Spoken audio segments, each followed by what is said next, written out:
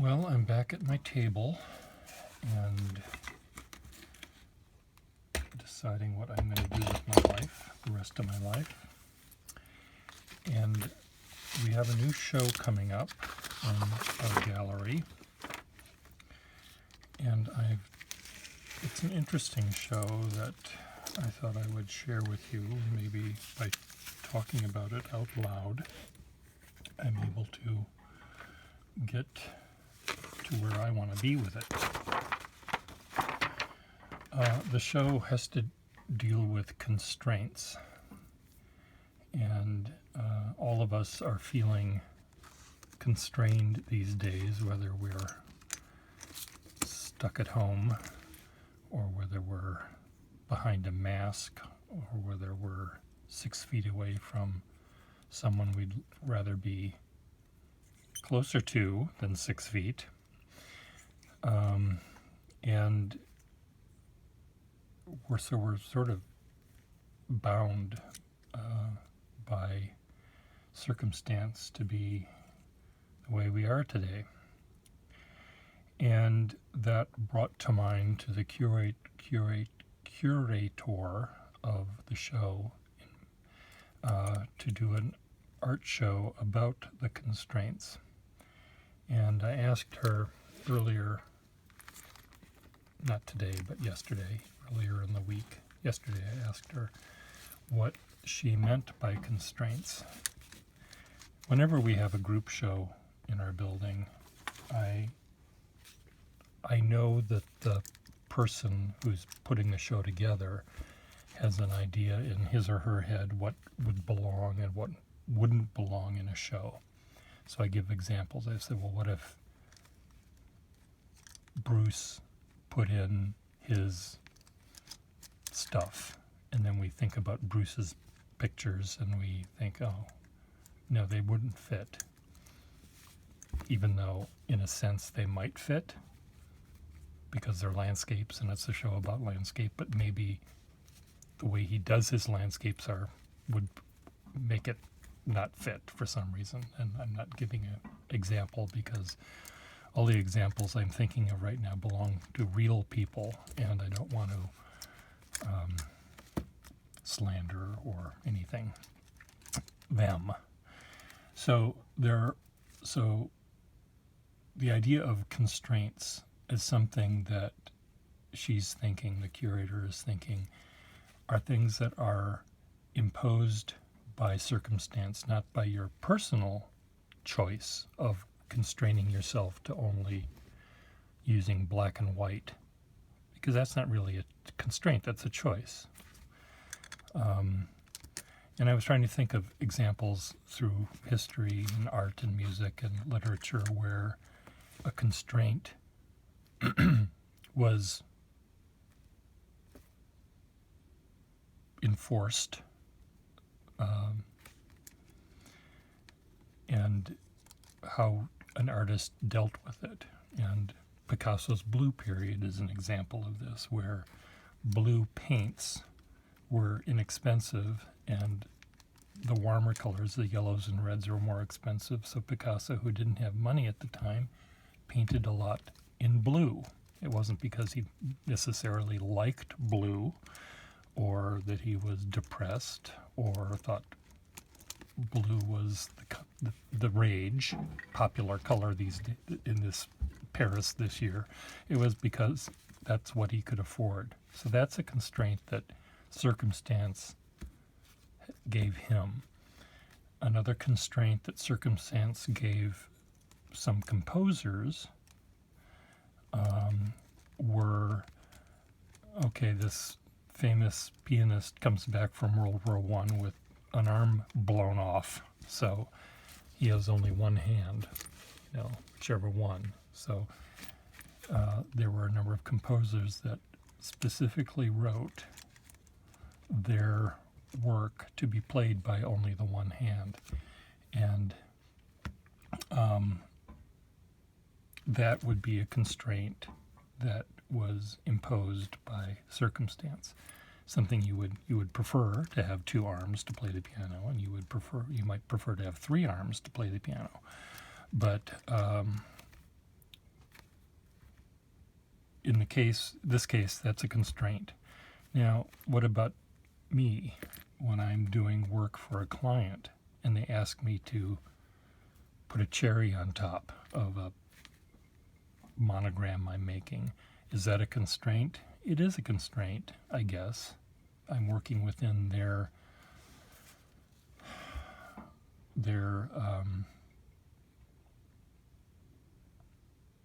demands. They're telling me that, or it might be a financial thing. I want you to design a monogram, but I only want to pay $50.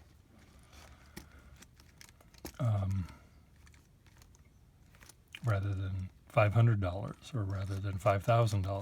Not that I've ever designed a monogram for either of those amounts, but I have done them for $50. I don't like doing them for $50 because I put in a lot of time and my brain starts to hurt. Anyway, the point is, what is a constraint that's self-imposed? What is a choice and what is a constraint? If this was the last piece of paper on the planet and I wanted to do drawings on it, I would try to get my finest pen and draw the finest little drawing right there in that little corner, and then I would the next day very carefully think about the drawing I'm going to put over there. That would be a constraint. If I have all the paper in the world, which is almost entirely true, my house is full of paper, and I choose to do something with this, only this, that's my choice. And what can I do with this? I could turn this into tear it up and turn it into a little landscape or a face or something, or put string on it and make it a guitar. I don't know what I would do with this piece of paper, but I saw it and I was about to throw it away, and I thought, this kind of looks like it's the start of a face. This is a mustache, here's a nose, there's the upper lip, and then, the eyes can go here, and then I'm done. Add to shopping cart, $1 million. But I need more cardboard than this. I need other pieces. So, a constraint for me, let's say, what if I drew with my left hand? That's not really a constraint. If I broke my right arm and I couldn't draw with my right arm, that would be a constraint. But if I chose to draw with my left hand, that is a choice, not a constraint. So I'm trying to figure out what in my situation would be a constraint.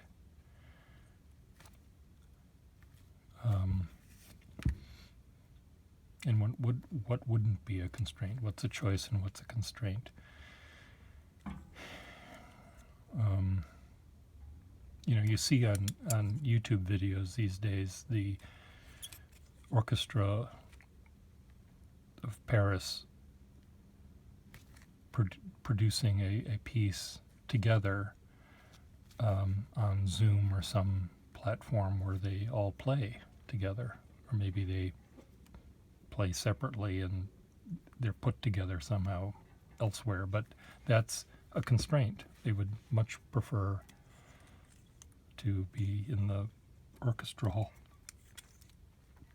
than alone. But the pieces that have been shown on YouTube are really, really good. They're almost better to my eyes than going to the theater, buying an expensive ticket, sitting in the last row that I can afford, and watching it live.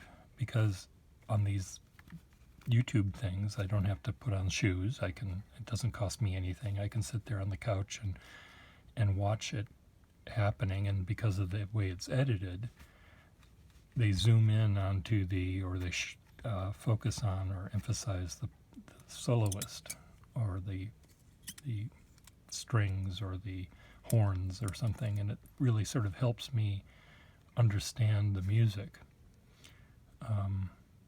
as a side note, just when I do watch a orchestra on TV where the camera zooms in onto or shows the horns, I say, oh my God, that's a horn playing that. I never would have guessed. I mean, a symphony is just a bunch of noise in my head, beautiful as it may be, but I don't have the ear to tell whether that being played by strings or is that a horn.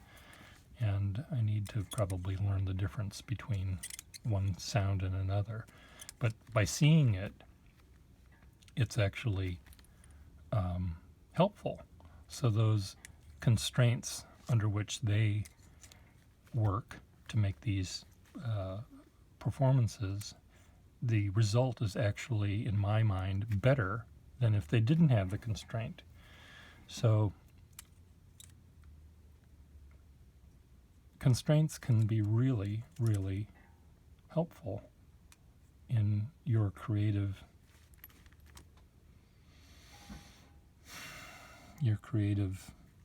being. Most of the constraints I do when I'm being artsy in my own way are self-imposed constraints. And I have, for example, an architect in the building was throwing out pounds worth, huge boxes full of paint samples. There are booklets that have, let me just show you. Hold on.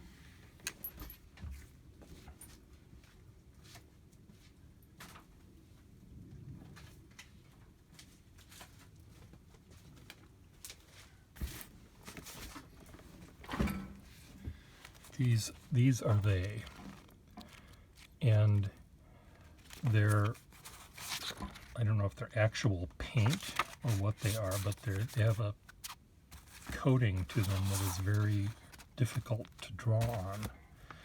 And I thought, what a fun way to use this paper if I went to the suburbs to do drawings of the suburban houses. Wouldn't it be fun to do them on these pieces of paper? And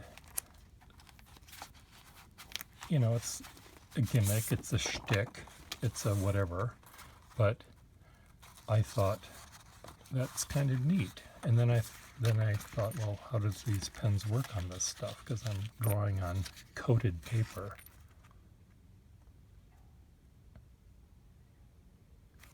Inspiration Couleur TM or something. For God's sake. So here's okay, so what happens is, as you can see, the ink beads up. It is actually like I am drawing on the side of a house. Now, sometimes I might say, well, I can't possibly draw on this paper because, look, it's beading up. Or I can say, boy, that's cool. What can I do with this now? I wonder what happens if I add water to this. Oh, that beads up really, really cool too. And now I've got this really neat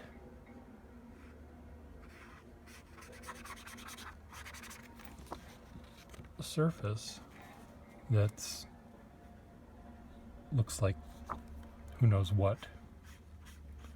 But isn't that fun? I didn't realize this was going to happen as well as it is right now, but it's really, so now my brain is completely sidetracked, and this is no longer a constraint, even though this was a self-imposed constraint, but it's really neat. So now what happens if I try a different color? See, now you got me thinking, Per Gustafson. Now, yesterday I tried to draw tulips in the courtyard, and tulips in black and white. You sort of miss the point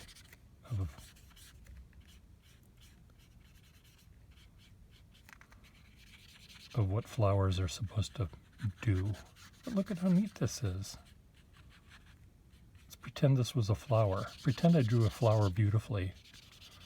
And this is just the most beautiful flower you've ever seen. Add to shopping cart, $1 million. It looks more like, the back seat of the car that the president was in Dallas that day. A little bit of gray matter, a little bit of blood. Boy, I'm sick. But this is really quite fun. You don't see me smiling, but I'm having fun with this. It's a self-imposed constraint using this paper that was on its way to the dumpster, and I saved it. Now, is this going to last forever? I don't know. Let me try it on this paper. Maybe it needs to be repainted like your house every 3 years. Paint chips off. Okay, so here we have goldenrod. I wonder what color they call this. Yellow marigold. Well, I got the gold part right. It is funny. Let's watch reading what color names they have here. Gold mine, or in French, mine d'or.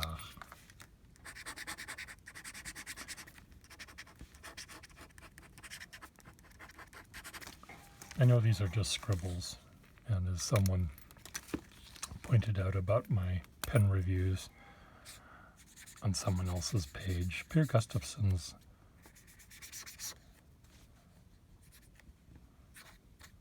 scribblings make me lose the will to live.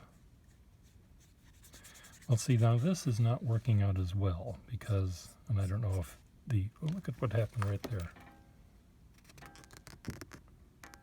The red line is sort of resisting the water, or the black ink or something.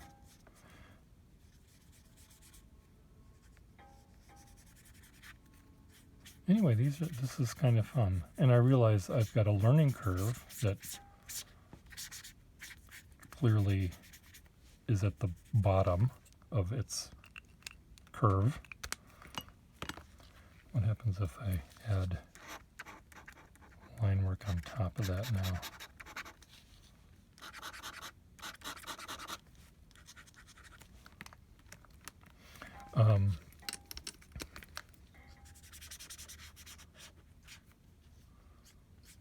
Finger paint. Let's see what happens when I move it around. Oh, that's kind of neat. Finger painting.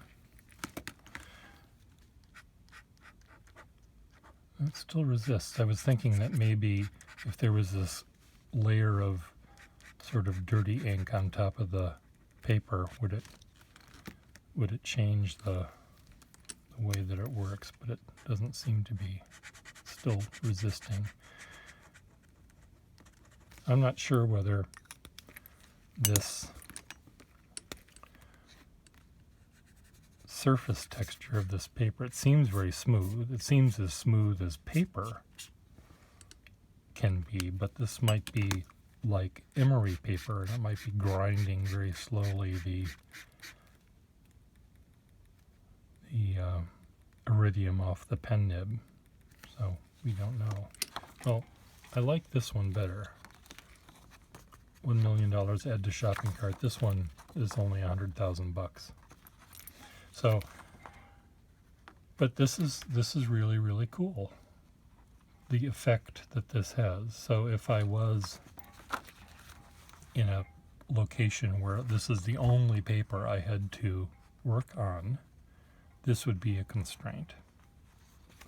but because I have other paper, this has just turned out to be a choice. But pretend for a second that this was the only paper I had, or that I had only one hand, and I had to do my concert performance required that I show up at Carnegie Hall next Tuesday. What do? I'd have someone compose a piece for me. What is this? Okay, what color do you think this should be called? Write your answers below. Now, let's just see what they call this one. Snowfall white. Okay, this is the color of ejaculate. What do they call that? Vanilla ice cream. Who do I have bite me? Dear Benjamin Moore, bite me. Silken pine. You know, when you see the color after you read the name, you say, oh yeah, okay, that makes sense. Cloud 9. Okay, you can bite me again. God. Oh, color preview. What's this one called? White marigold. I like the French better. Mousse d'amande.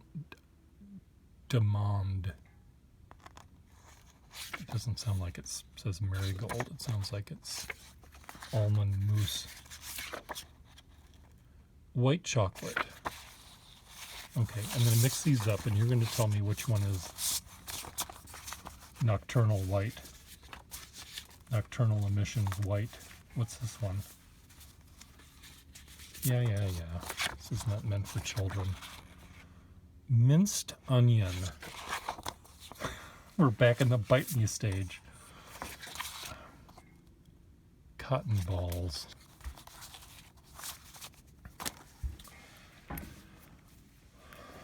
Pure. Don't get angry. Oh. What is this green color going to be? Snot at sunset. Pale celery. What is this green going to be called? Snot at 6 o'clock Eastern Standard Time. Easter lily.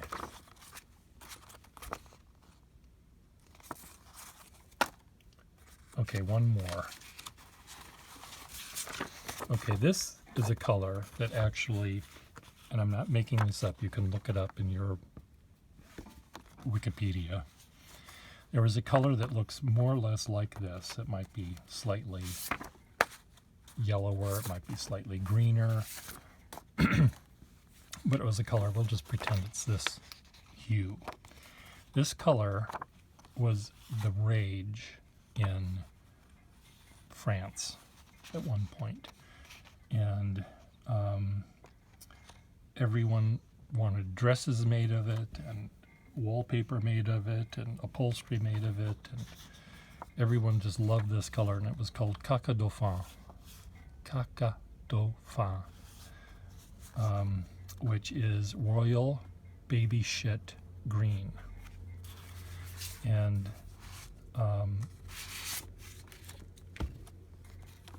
that was